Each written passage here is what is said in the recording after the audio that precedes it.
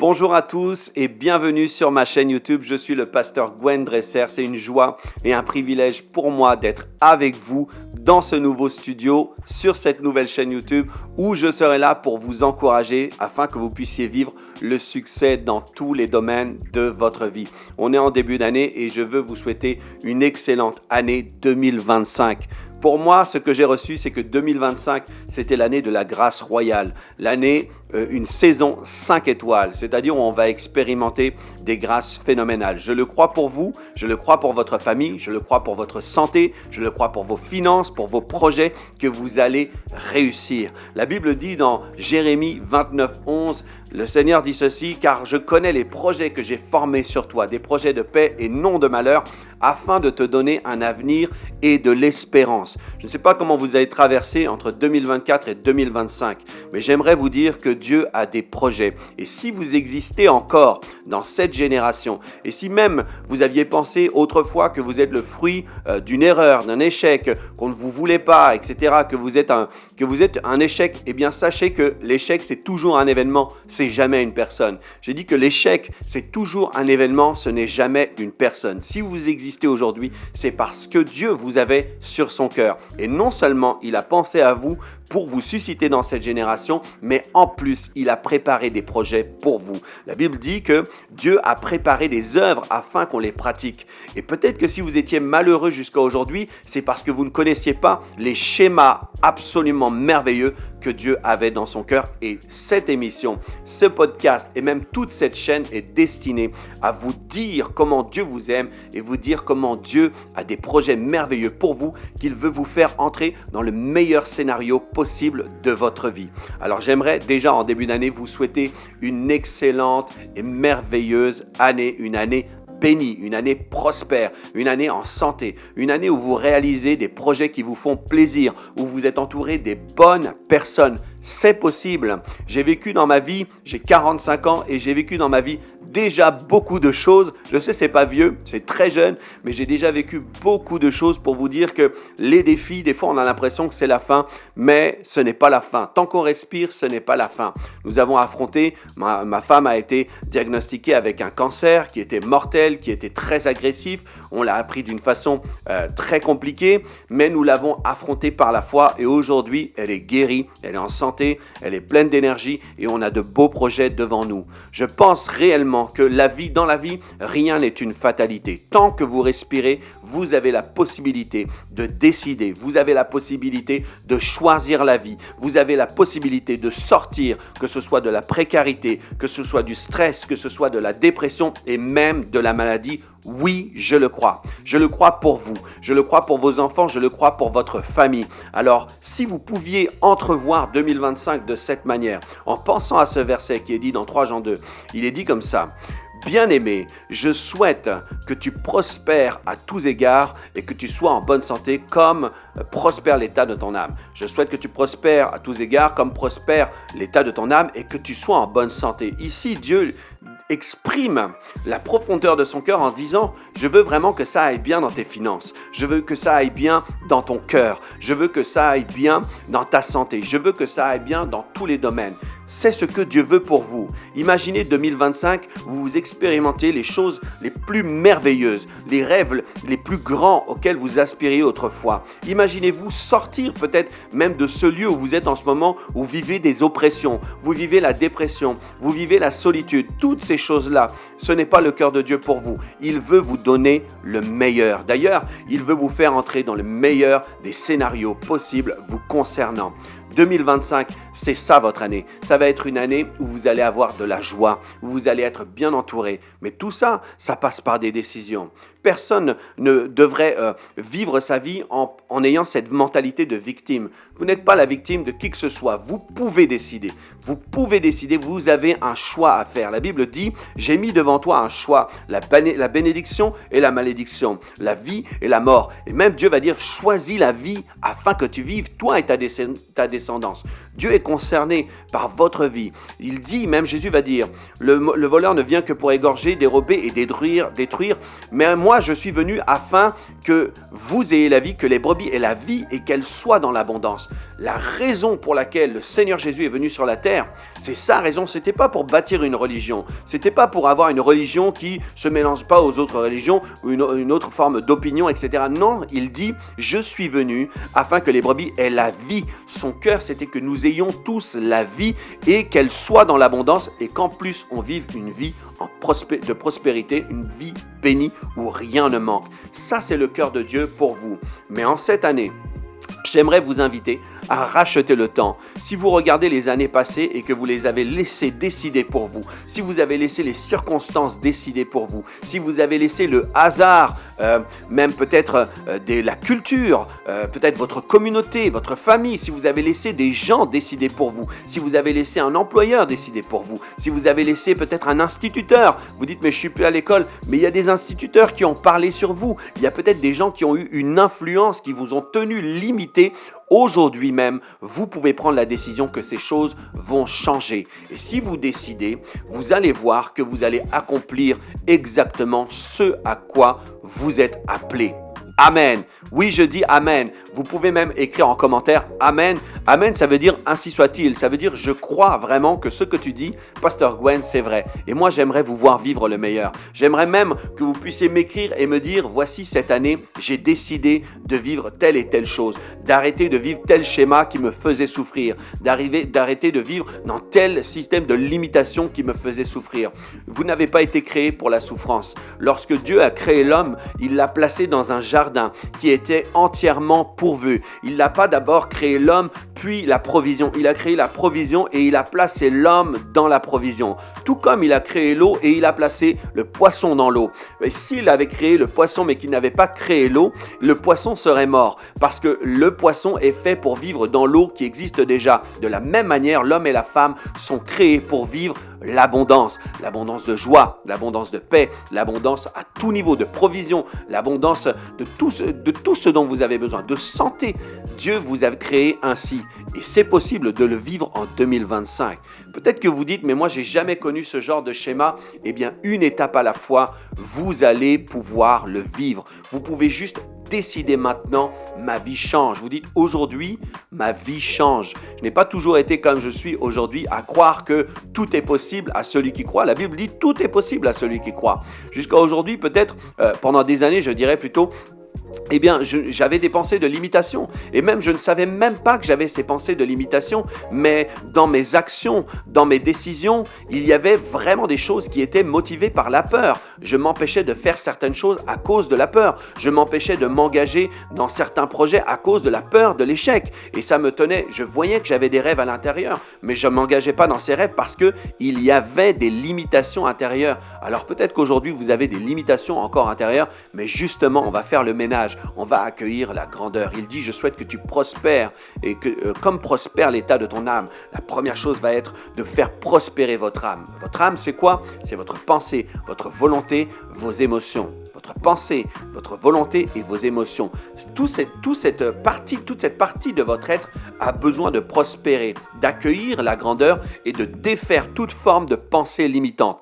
Croyez-moi, l'homme a beaucoup plus de pensées limitantes qu'il ne le sait ou dont il a conscience. C'est-à-dire qu'une certaine personne, par exemple, va penser « Ah bien moi, je peux prétendre à un poste d'employé, d'ouvrier dans telle entreprise. » Un autre va avoir une pensée de « Tiens, je pourrais être un manager. » L'autre pourrait penser « Je pourrais être un directeur. » L'autre pourrait penser « Je pourrais être un chef d'entreprise. » L'autre pourrait penser « Je peux avoir plusieurs entreprises. » Et il y a des personnes, même des familles complètes, où il y a des systèmes de pensée limitants. Des fois, c'est lié même à la culture du pays, à la culture de la ville. Il y a des villes pauvres. J'ai habité dans une ville très riche qui s'appelle Singapour, qui est une ville excessivement propre et riche et prospère. Et on voit que le système de pensée de la ville et de ses habitants est différent d'un autre système de pensée dans une autre ville. Alors vous vous avez la capacité de penser différemment. Quelles sont les pensées limitantes? Qu'est-ce qui vous empêche de réaliser les grands rêves que vous avez sur le cœur? On va défaire tout ça, on va faire le grand ménage et 2025, ça va être l'occasion pour vous de vivre exactement ce pourquoi vous avez été appelé. Aujourd'hui, je ne voudrais pas prendre beaucoup de temps, même si j'en ai déjà pris, mais j'aimerais vous partager un verset que j'ai lu dans la Bible et qui m'a vraiment frappé, qui m'a vraiment marqué et que j'aimerais vous inviter à méditer chez vous parce que on parle de racheter le temps.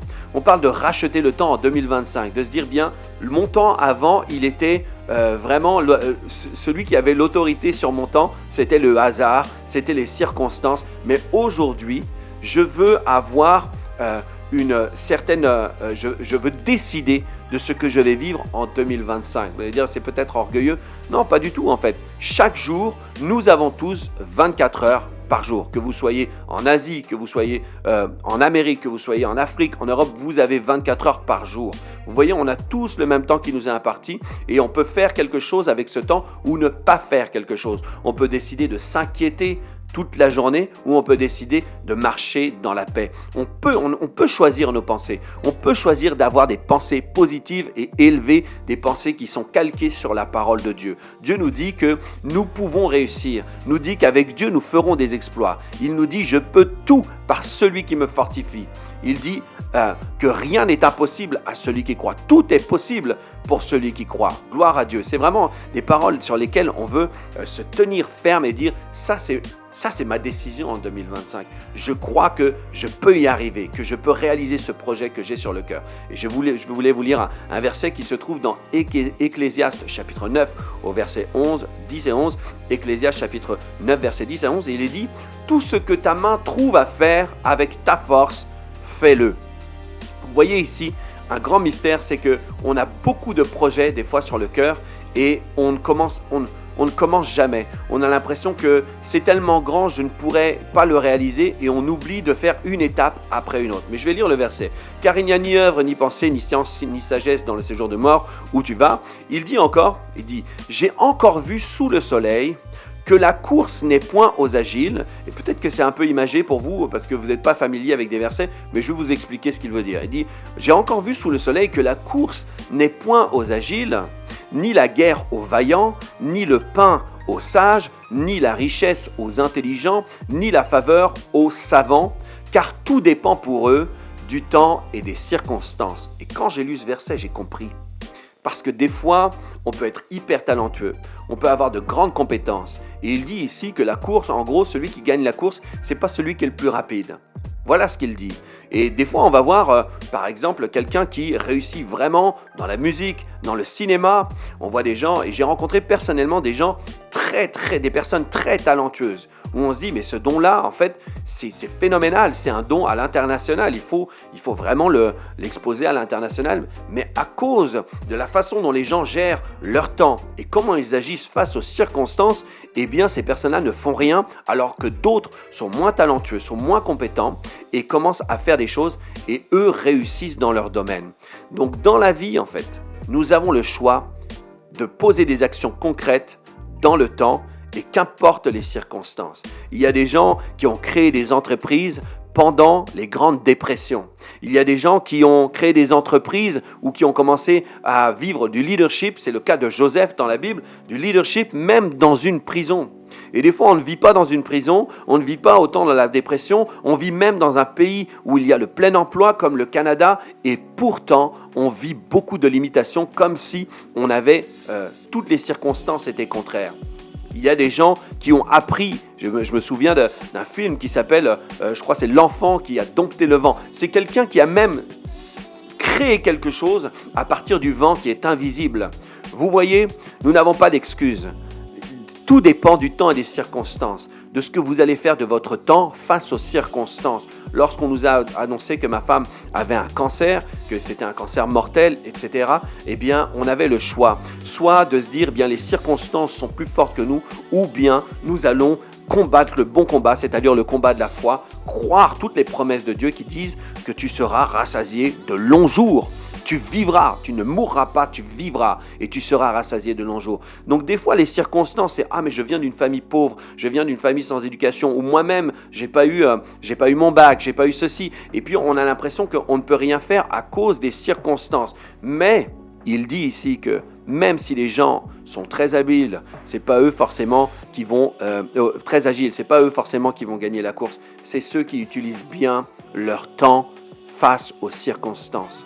Donc cette année 2025, je veux vous encourager à racheter le temps et à vraiment faire du temps votre allié, c'est-à-dire de vous organiser, de planifier cette année, de faire ce qu'on appelle un vision board, et j'aurai l'occasion d'en parler certainement dans d'autres interventions, mais de planifier votre année et vous dire voici ce que j'aimerais vivre, voici ce que j'aimerais ne plus vivre. D'ailleurs, c'est une bonne chose à écrire.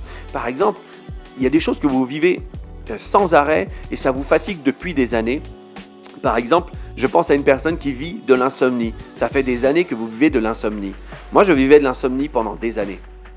Vraiment, depuis tout jeune, depuis aussi longtemps que je peux me rappeler. Je me souviens quand il y avait des soirs de pleine lune, je ne dormais pas. Et toute la nuit, et après, je devais aller à l'école et j'étais vraiment fatigué. Mais une chose que j'ai compris plus tard, qui a vraiment fonctionné pour moi, eh bien, c'est de me coucher, de me réveiller très tôt le matin.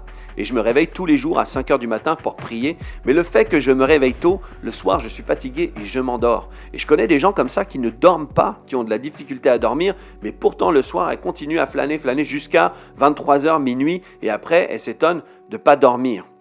Mais si tu te réveilles très tôt le matin, tu seras fatigué le soir, tu dormiras. Mais il y a des tas de choses comme ça. Et puis là, c'est un exemple très simple. Mais il y a d'autres personnes qui vivent, par exemple, la dépression, qui vivent des pressions financières, qui vivent des choses. Par exemple, ils sont dans des schémas.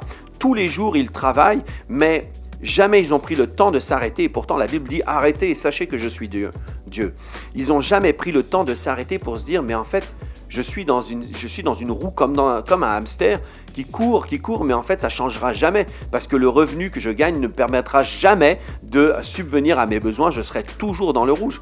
Et ça peut durer des années. Et peut-être que c'est votre cas. Vous vivez la précarité, mais je crois que cette année, vous devriez noter sur un carnet et avec un stylo, notez vraiment les choses que vous ne voulez plus vivre. Je ne veux plus vivre cette précarité. J'aimerais vivre telle aisance financière. Je ne veux plus vivre, je veux avoir la possibilité de voyager. Je veux aller voir mes petits-enfants qui sont à l'étranger. Toutes ces choses-là, vous voyez, vous devriez les noter, les écrire. La Bible dit « Écris la vision et rends-la claire ». Écris la vision, rends-la claire. On aura l'occasion d'en reparler. Mais je veux juste vous dire que cette année, il faut racheter le temps. Ne plus laisser le hasard décider. Ne plus laisser les minutes qui passent et c'est elle qui décide de votre sort. Non, vous vous positionnez en début d'année. Cette année, voici ce que je vais vivre. Je choisis la bénédiction. Et ne dites pas que c'est arrogant, parce que je me souviens d'un homme qui s'appelle Josué dans la Bible et qui se retrouvait face à toute une population. Il disait, choisissez ce que vous voulez choisir. Mais moi et ma maison, nous servirons l'Éternel. C'est le choix que nous faisons. Alors, en ces quelques mots, je voulais juste vous souhaiter une excellente année 2025. On va être ici sur cette chaîne YouTube où vous allez pouvoir découvrir des enseignements, mes prédications. Vous allez avoir ce podcast qui va être là disponible peut-être toutes les semaines. Vous allez avoir le podcast que j'anime avec mon épouse Magali où vraiment on est là pour vous encourager. On va encourager les couples, les familles, les travailleurs, les employés. On veut encourager les entrepreneurs. C'est vraiment le désir de notre cœur, c'est de vous voir prospérer, de vous voir avancer, vivre une vie heureuse et bénie. Et puis vous aurez aussi tous mes nouveaux chants sur cette chaîne, mes nouveaux chants et les anciens chants que j'ai écrits. On va vous partager des exclusivités, on fera des lives, on sera avec vous pour vous accompagner vers le succès. Comme je le dis toujours, en fait, vous êtes nés pour réussir. Nous, on veut vous accompagner dans cette réussite. Donc, je vous aime beaucoup. On sera ensemble. N'oubliez pas de vous abonner, de laisser un petit commentaire, de partager autour de vous si vous connaissez des personnes qui ont besoin d'être encouragées. Je déclare sur vous que 2025, c'est l'année de la grâce royale, une saison 5 étoiles où vous réussissez tout ce que vous entreprenez. Soyez bénis au nom de Jésus et n'oubliez pas, vous êtes nés pour réussir. À très bientôt.